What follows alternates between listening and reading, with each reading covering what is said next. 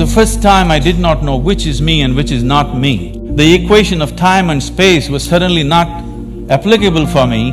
It was one majestic chaos, but utterly beautiful. If this inclusiveness is experienced by humanity, definitely we could find solutions for everything.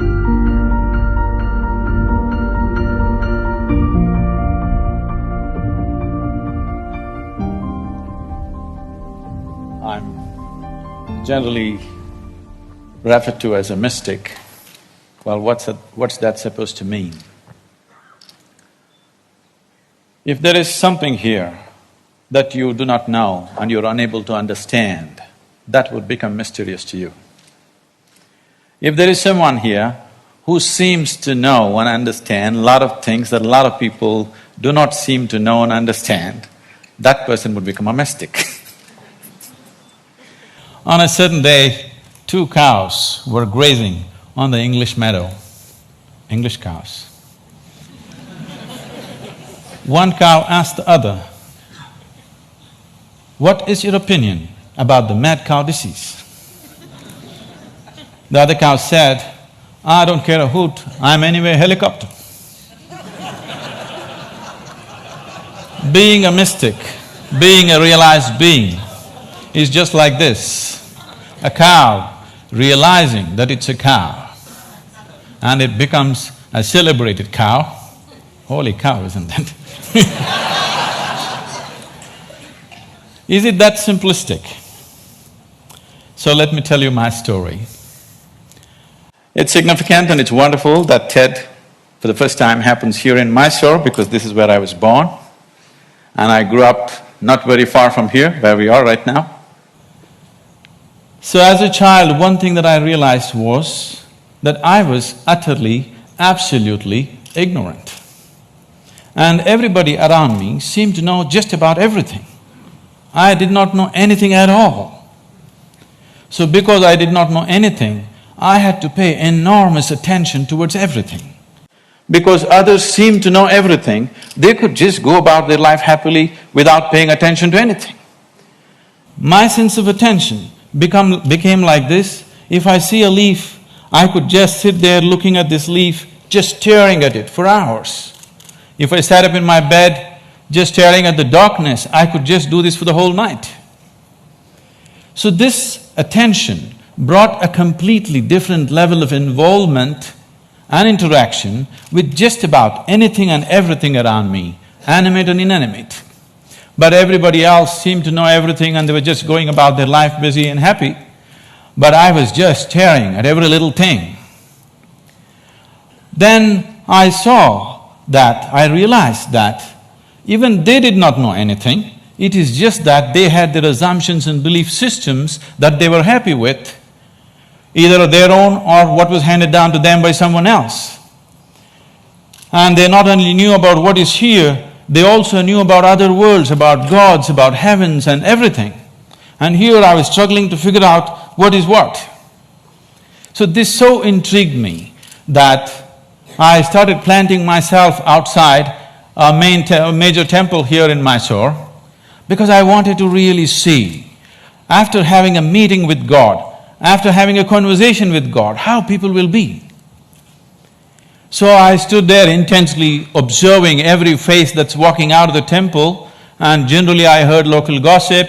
Sometimes in Indian temples your footwear walks away with someone else, and then I hear people cursing the creation and the creator.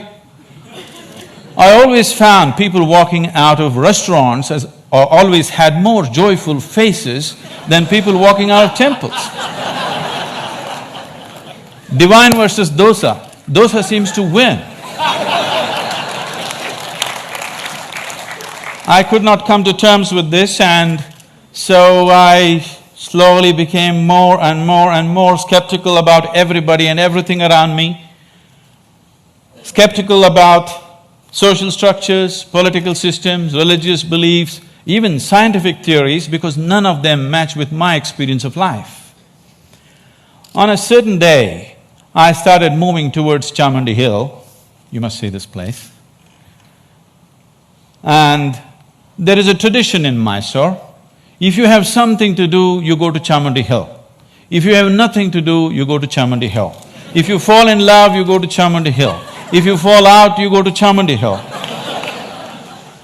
I had just fallen out and I had nothing to do, so I started moving towards Chamundi Hill. And I went up and sat on a rock there. Till that moment in my life, I always thought, this is me, and that's somebody else and something else. But for the first time, I did not know which is me and which is not me. Suddenly, what was me was just all over the place. The very rock on which I was sitting, the air that I breathed, the very atmosphere around me, I had just exploded into everything. That sounds like utter insanity. This, I thought, lasted for 10 to 15 minutes. But when I came back to my normal consciousness, I was about 4.5 hours. I was sitting there, fully conscious, eyes open, but time had just flipped in my experience. For the first time in my adult life, tears were flowing down, and I've always been peaceful and happy, that was not an issue, but here I was drenched in a completely different kind of blissfulness, every cell in my body bursting with ecstasy. When I shook my head and trying to get some logical explanation for what's happening to me, the only thing that my very smart mind could say was, maybe I'm just going off my rocker. This experience, as it deepened and it started repeating itself, if I just sit here, what is moments for me seem to be hours for others. I think it's a minute, hours are gone.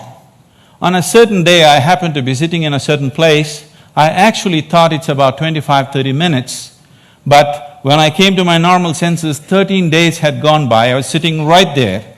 India being what it is, a whole crowd had gathered, garlands around my neck, people touching my feet, somebody wants to know what will happen to his business, somebody wants to know when his daughter will get married.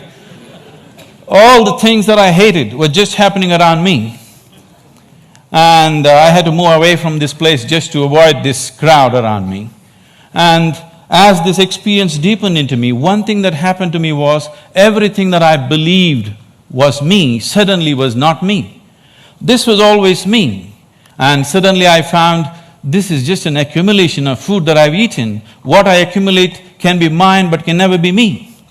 This was just a huge heap of impressions in my mind. And this body and mind, not being me but just being mine, a distance arose between me and my body, between me and my mind.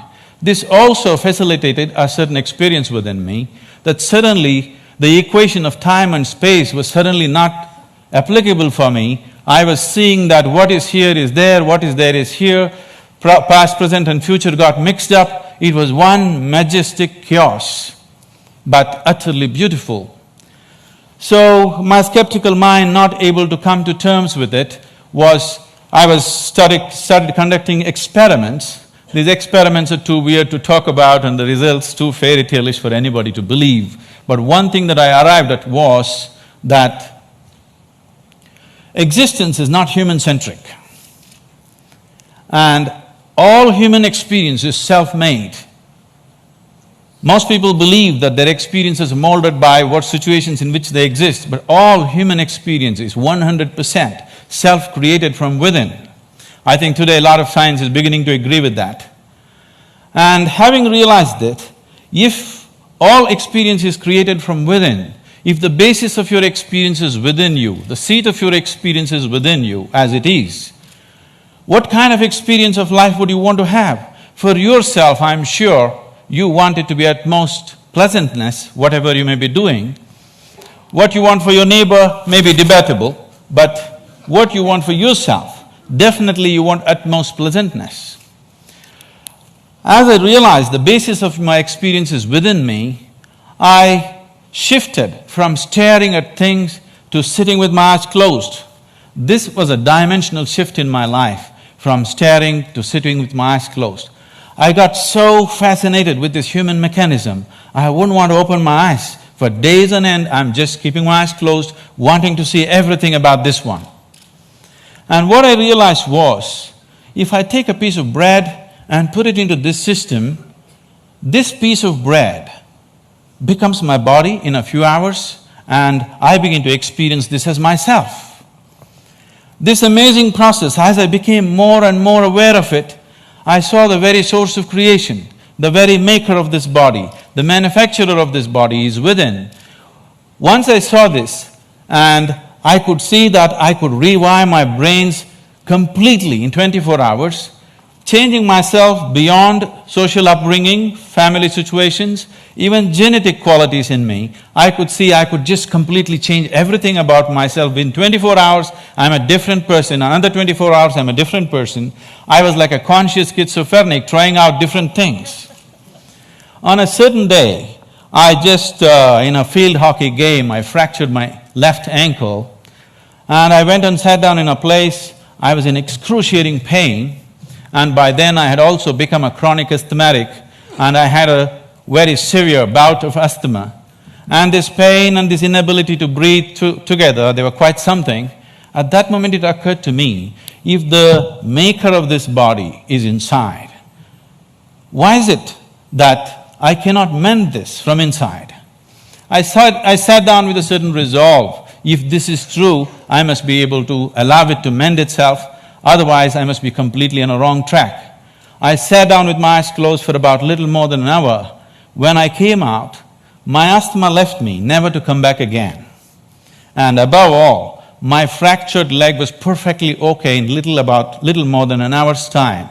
Armed with this experience, I started creating methods and systems through which every human being could access that intelligence and that capability within the system which can make a piece of bread into a human being. This intelligence and this competence within the human system, which is not just about thought process, exists in every human being, but unfortunately remains untapped. And I went about creating systems that people could make use of today, these technologies for inner well-being, these methods to engineer your interiority the way you want it. Millions of people are making use of it, enjoying the benefits of that, but the essential part of this is that there is such a high level of intelligence and competence on every millimeter of the body, every point of the body, not just in the thought process. This is completely untapped by human societies. There are ways to do this, and as I went into this process, what I saw was, what is it that determines what is me and what is not me?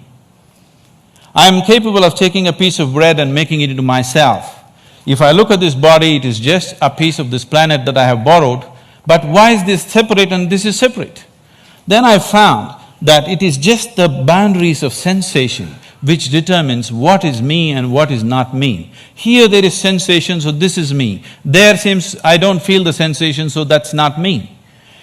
As I looked at these boundaries of sensation very, very closely from within myself, this was a phase of my life where most of the time I remained with my eyes closed. I realized that the boundaries of sensation can either be stretched, expanded, or even made smaller than what it is right now. You can sit here and not feel anything that's happening here right now. This happens in sleep to some extent. Or you can sit here and extend your boundaries of your sensation for this whole hall. And anything that is within the boundaries of your sensation, you will always experience as myself. There is a glass of water here, and this is not me, that's very clear. But if you drink it, you just included it into the boundaries of your sensation, and that becomes you. So if you throw the boundary of your sensation out in an expanded form, you can sit here and experience everybody in this hall as yourself. You can stretch it further, experience the very cosmic scape like you experience your own body. This sense of inclusiveness, if it comes into you, when this came into me, I suddenly realized that to be loving is not somebody's teaching. To be compassionate is not an idea. To be in empathy is not some esoteric principle. This is the way a human being is made. If only he does not constipate his consciousness with limited identifications with things that he is not. If you do not identify with anything that you have accumulated over a period of time, including your body and mind, every human being is capable of this. When it comes to external situations, each one of us is differently capable. But when it comes to inner situations, every one of us is equally capable. No human being is better endowed than the other when it comes to the inner realm. It's only in the external situations that we are all differently capable. If this inclusiveness enters human life, if you can sit here and experience people around you as yourself, I don't think I have to teach you to be good. I don't think I have to teach you to love. I don't think I have to teach you to care. Because caring for this one is very, very natural. This is ingrained within the very nature of the existence. This inclusiveness definitely has to touch humanity, so this became my life, my work and my endeavor to develop methods so that people can experience this inclusiveness. If this inclusiveness is experienced by humanity, particularly by the leadership, people who wield power and different aspects of responsibility in the world, definitely we could find solutions for everything, because today, we as a generation of people, this is very significant, for the first time, we are capable of addressing every human problem on this planet of nourishment, health, education, ecology, you name it, we can address it all. We have the necessary resource, capability and technology for the very first time. But are we going to do it simply depends upon how inclusive is our experience of life. If you stand here and you experience this planet as yourself, I don't think I have to tell you, take care of it. Every human being would do his best. When we do not have this inclusiveness, what we could do, we will not do. In our lives, if we do not do what we cannot do, that is not a problem. But if we do not do what we can do, we are a disaster. My hope and my work is just to see that we as a generation of people do not become that kind of a disaster, that what we can do, we will definitely do. And right now what we can do compared to what we could do 100 years ago is so incredibly different. So incredibly different. But what's missing is an all-inclusive consciousness, a all-inclusive experience of life. If only we bring this about in the leadership, in the people, only then we will seek solutions that are relevant for all. Otherwise, we'll go about dabbling, in the name of creating solutions, we go about creating more and more problems. If we truly have to create solutions that are relevant for all, an experience of absolute inclusiveness has to happen to humanity, and it's possible. Thank you very much.